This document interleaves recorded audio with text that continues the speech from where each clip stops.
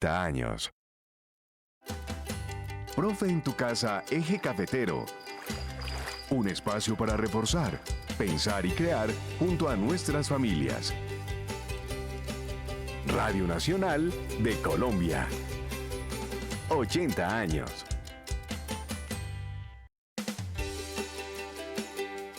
Son las 5 de la tarde, 31 minutos. Bienvenidos a todos los oyentes de la radio pública. Profe, en tu casa de cafetero, como siempre, como todos los días, nos escuchan desde las 5:30 de la tarde hasta las 6 por los 92.7 FM y los 1000 AM. Es martes 20 de octubre, una tarde calidísima en Manizales. ¿Cómo estará el clima en otros municipios, en otras partes del eje cafetero donde hasta ahora nos escuchan? Si nos quieren contar cómo está la tarde, nos pueden llamar al 885-0100 o al 885-0818. En Twitter somos @radnalcaldas. Y también si quieren participar de nuestra clase del día de hoy, clase de Ciencias Sociales, hoy hablaremos de la cosmogonía en Vera y también de la lengua en Vera. Vamos a aprender un poco, Vanessa Sánchez, a ver si de pronto le cogemos el tirito, podemos irnos para Río Sucio, en las fiestas del Guarapo, en el carnaval de Río Sucio, en algunas de esas festividades y poder también hablar con las comunidades que viven allí. ¿Qué le parece a usted esta invitación? Andrea, buenas tardes para usted y todos los oyentes de la radio pública. Pues me encanta esta invitación, sobre todo porque también en Profe en tu casa hay espacio de inclusión para todas las comunidades, en especial porque sabemos que debemos rescatar estas raíces. El lenguaje en Vera, como usted decía, es una de las lenguas que pues más tradición y son más milenarias, y sobre todo porque tienen una carga histórica bastante importante. También rescatar que muchos niños pues ya reciben clases en colegios convencionales, entonces están perdiendo por eso mismo estas tradiciones, y vale la pena entonces abordar nuestro Profe en Casa, Eje Cafetero, con un tema tan importante como este. Claro, eso es uno de los temas centrales de la radio pública, la Radio Nacional de Colombia. Y le voy a decir qué significa cosmogonía. Se refiere a los diferentes mitos que dan explicaciones al origen de la vida y del mundo. Por lo general, cada una de estas cosmogonías tiene como origen común el caos, cuyos elementos luego se agrupan y se ordenan gracias a la intervención de las fuerzas sobrenaturales o divinidades, como el origen de esta tierra. Pues a partir de este momento estaremos también con Juan Camilo Franco en los controles y por supuesto comenzando como todos los días con buena música esta clase radial.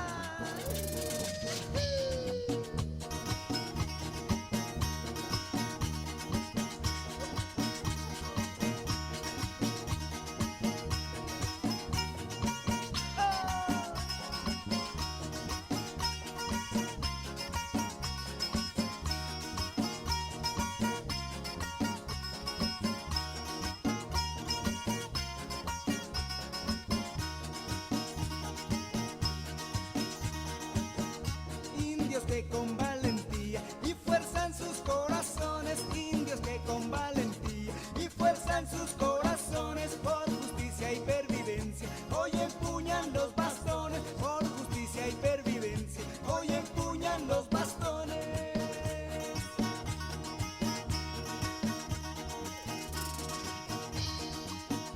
Son amigos de la paz, van de frente con valor, son amigos de la paz, van de frente con valor y levantan los bastones con orgullo y sin temor, y levantan los bastones con orgullo y sin temor.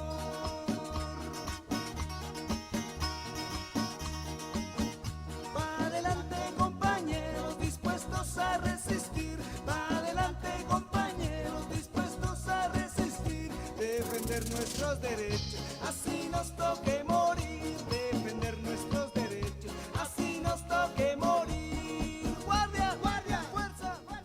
Estamos escuchando el himno de la Guardia Indígena de Colombia, que por estos días también se ha hecho sentir con la minga indígena, y por eso así, de esta manera comenzamos la clase el día de hoy, y vamos a saludar a nuestra profe invitada que se encuentra desde la ciudad de Pereira. María Fernanda Chavarro Cardona es gestora cultural y cofundadora de la Corporación Oshun de esa ciudad.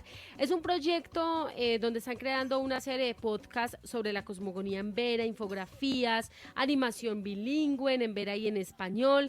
También se han hecho diferentes talleres abiertos a todo el público, y lo que ellos quieren es generar espacios y propuestas educativas, investigativas y de intervención social y cultural. Profe María Fernanda, bienvenida a la Radio Nacional de Colombia. Hola, muy buenas tardes. Muchísimas gracias por la invitación. Empecemos por saber qué significa Oshun. ¿Por qué se llaman ustedes la Corporación Oshun? Bueno, realmente es por dos motivos particulares. Primero, porque el río principal de aquí de Pereira se llama Otún. Mucha historia, de hecho, no a través del profesor y del historiador Víctor Zuluaga, en unos documentos muy viejos, se encontró que el río no se llamaba así, sino Oshun. Entonces también es como una especie de tributo a nuestra ciudad, como un poco a nuestra naturaleza. Y por otro lado, es que la Corporación Oshun no solo trabaja con población indígena, sino también trabajamos con afros, con gitanos, que es una población muy pequeña, pero que también es muy importante pues en todo nuestro territorio, igual con mestizos. Entonces, por otra parte está la diosa Oshun, que es una diosa muy popular en Cuba, que es la diosa de la fertilidad. Entonces como que nos pareció muy pertinente poder mezclar esas dos cosas, tanto lo afro como lo indígena, como tratar de ver todo eso de nuestras raíces, sobre todo de nuestra región. Entonces realmente nace de ahí. Profe, pues qué gusto tenerla hasta ahora, profe, en tu casa. Y bueno, hablemos de cómo mezclar estas nuevas tecnologías, pero también estas nuevas ideas como el podcast, para hablar también en embera, pero también acercarse a un tema que la verdad causa mucha curiosidad, como es la cosmogonía indígena y embera. Sí, claro que sí. Yo creo que absolutamente todos los procesos culturales, pues digo, de todo el territorio, de todo Colombia, nos ha obligado es la palabra de moda, como a resignificarnos con todo eso.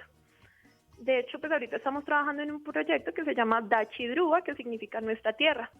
Entonces, bueno, ¿cómo vamos a llegar a la gente? Porque pues nuestro objetivo también es llegar como a esas aulas, a todos esos procesos pedagógicos que llevan los profesores.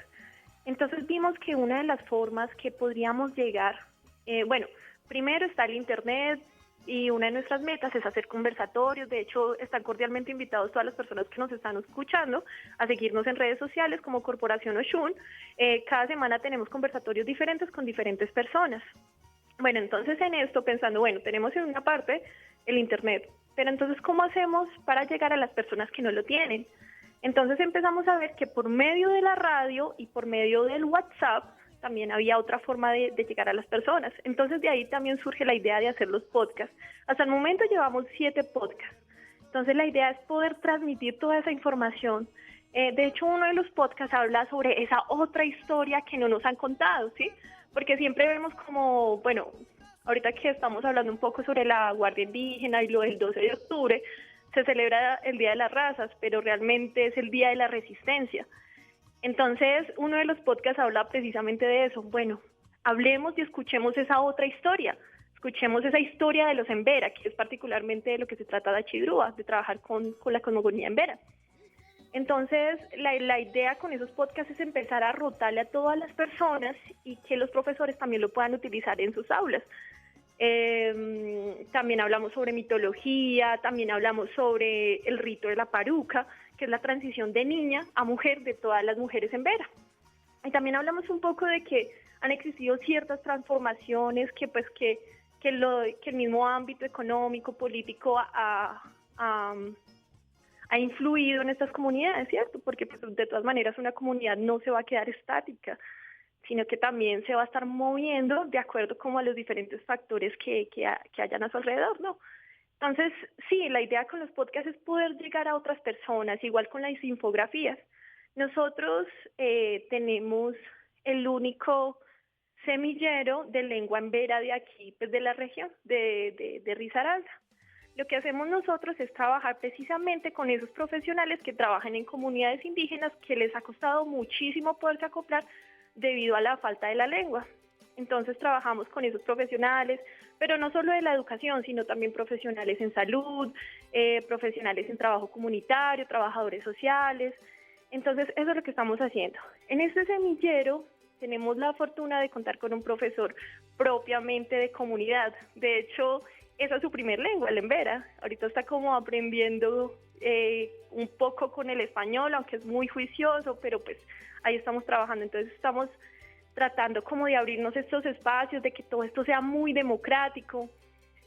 Todos nuestros contenidos y todo lo que nosotras hacemos, porque casualmente todas somos mujeres, también Oshun, con su tendencia femenina, pero es pura casualidad que todas seamos mujeres, que la idea es poder llegar a la gente, a democratizar un poco estos conocimientos, de que la gente se entere. Ha existido mucha discriminación en las aulas por parte, pues, para los niños indígenas. De hecho, muchos de ellos se sienten avergonzados o les da pena su lengua. De hecho, hemos encontrado que, bueno, sí son indígenas, pero ni siquiera saben su lengua. De hecho, ahí en el semillero hay 2 niñas embera que no saben embera. Entonces, el que se pierda una lengua es dejar que se pierda un mundo entero. Entonces, lo que queremos hacer es que no se pierda esa visión del mundo a través de la lengua. No se puede perder esa visión del mundo, porque que se pierda una lengua es una pérdida para la humanidad. Entonces, eso es lo que trabajamos nosotros particularmente. Y nada, tenemos absolutamente todo abierto, nos pueden encontrar en cualquier plataforma. Si los profesores desean de pronto utilizar todo el producto que hemos hecho, pues está a disposición del que lo quiera utilizar. No sé. Para saber a qué suena ese podcast que usted nos está mencionando sobre la historia de los pueblos indígenas. Escuchemos. La otra historia, la historia del pueblo embera. Antes de la llegada de los españoles a lo que hoy se denomina como América de 1492, existieron milenariamente pueblos ancestrales que habitaron todos estos territorios montañosos, cañones cordillerados y valles de la región. Con la declaración de estas tierras y todo lo que se hallaba en ella como propiedad de la corona española y de la Iglesia Católica, se destruyen las formas de organización comunitaria, las leyes propias existentes hasta ese momento, además de sus formas tradicionales de producción y de intercambio de productos entre las antiguas civilizaciones americanas. A la llegada de los conquistadores españoles a territorio embera a mediados del siglo XVI, la población indígena se encontraba dispersa y vivía de la recolección, la caza y la pesca. Los españoles encontraron una dura resistencia por parte de los pobladores originarios de todos estos territorios. Así, se inició la persecución de los Jaibaná, se inició la evangelización y las enfermedades fueron claves para el sometimiento de los embera. Los españoles los utilizaron como cargueros de oro, donde tenían que pasar largas y duras travesías con cargas a lomo de más de 5 arrobas. Los indígenas fueron esclavizados y considerados salvajes. Durante más de 250 años de vida colonial, muchos pueblos originarios perdieron la lengua, sus costumbres, la historia, y se impone un régimen de servidumbre. En este periodo se implanta el esclavismo, la mita, el concierto agrario, arrasando así la tierra, provocando una ruptura de la relación armónica entre la naturaleza, empobreciendo la concepción de arraigo y respeto por el territorio. Tanto así que los cuerpos de las mujeres indígenas y afro eran considerados como trofeos. Profe, pues ese podcast suena muy interesante, además con esa historia dolorosa que hay que conocer para no volverla a repetir, como dicen por ahí. Profe, yo quiero preguntarle específicamente por la cosmogonía de los pueblos embera. ¿Qué debemos aprender nosotros de ellos? ¿Qué deberíamos saber de ellos? Que, como te decía, me parece que es muy valioso que no pensemos a los emberas o a las comunidades indígenas como si fueran un museo, ¿sí? Como solo para verlas, observarlas y decir, bueno, qué bonito, no. sino que es que todas estas son perspectivas de vida que se pueden aplicar muy bien al diario vivir. Una de las cosas más bonitas que tienen los Embera es que todos lo hacen de manera comunitaria. Los hijos son de todos. Este no es el hijo de una sola persona, sino que es el hijo de toda la comunidad. Todos se encargan de la crianza de ese niño o de esa niña. Todos son son madres de todas. Entonces, me parece que es muy importante el poder pensar a los otros y no solo pensar en mí o solo en los míos, sino también pensarnos como comunidad. Y yo creo que eso también lo ha hecho muy bien como la Minga, ¿no?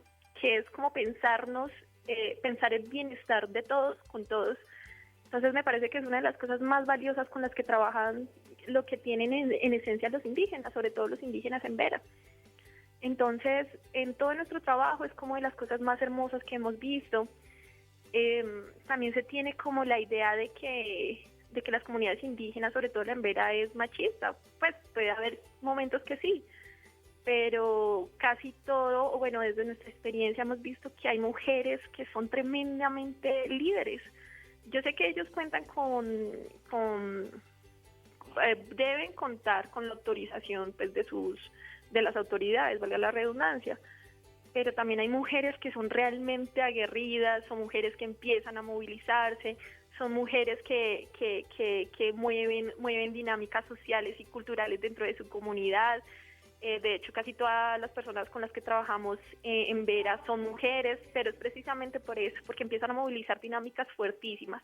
Entonces, a grosso modo, esas serían como las cosas que más rescato de la comunidad, de una mujer empoderada, de una mujer que puede construir cosas, sociedad, cultura, pero también de una comunidad que se piensa como comunidad, porque es la redundancia. Tú, de hecho, te sientas a hablar con un Embera y siempre te va a hablar desde nosotros. Nosotros hacemos, nosotros somos. Entonces me parece eso muy, muy valioso, el pensarnos como comunidad. Y como dicen, la unión hace la fuerza. Entonces eso rescataría especialmente como de los Embera. Otra cosa que es valiosísima es ese amor y respeto por la naturaleza. Por eso es que ellos, los indígenas más netos, más puros, son los que viven muchísimo más alejados. El respeto por la tierra, el respeto por la luna, el saber interpretar la naturaleza. Entonces eso sigue siendo muy valioso. Esos son conocimientos de alguna manera científicos, pero dentro de su contexto. Entonces pienso que son una de esas cosas que uno no debe olvidar. Y pensando que nosotros también somos eso. De hecho, apuesto que todas las personas que nos están escuchando en este momento se levantan todas las mañanas a comerse una arepita. Y adivinen de dónde viene la arepita. La arepita es herencia indígena. Entonces, es como ver que no se trata de otros o los indígenas por allá, sino que también hace parte de nosotros. Quizás no tengamos la suficiente conciencia de ver eso, pero también es hablar un poco de nosotros. Entonces, eso es lo que estamos tratando de hacer nosotros, como que vean un poco de lo que somos, de nuestras raíces, de no verlos como si fueran otros, sino que también es hablar un poco de nosotros. Profe, en ese sentido sí quería preguntarle la resignificación que tiene, bueno, ya nos hablaba que era machista o que pensábamos más bien que los Emberas eran machistas, pero me imagino que la cercanía que tienen con las niñas y las jóvenes es diferente. ¿Cómo ven ellas el mundo ahora y también cómo pueden adaptar las nuevas dinámicas sociales pues de la cultura occidental a todas estas tradiciones y raíces? Pues es que eso es como complejo, eso también depende como de la experiencia que tenga esas personas, ¿cierto? Porque no todas las comunidades tienen la misma historia, porque estamos hablando también de conflicto armado, de desplazamientos. De hecho, en Pueblo Rico se tuvieron que trasladar a diferentes partes porque los hicieron desalojar del territorio. Entonces, como que también son experiencias de vida muy distintas que van marcando otras cosas. Pero entonces una cosa que sí está muy claro es que una cultura no puede estar estática. Una cultura también tiene que irse mezclando como con este mundo contemporáneo, ¿cierto? Por ejemplo, hace poco escuchamos unos chicos que estaban haciendo rap y reggaetón en lengua embera.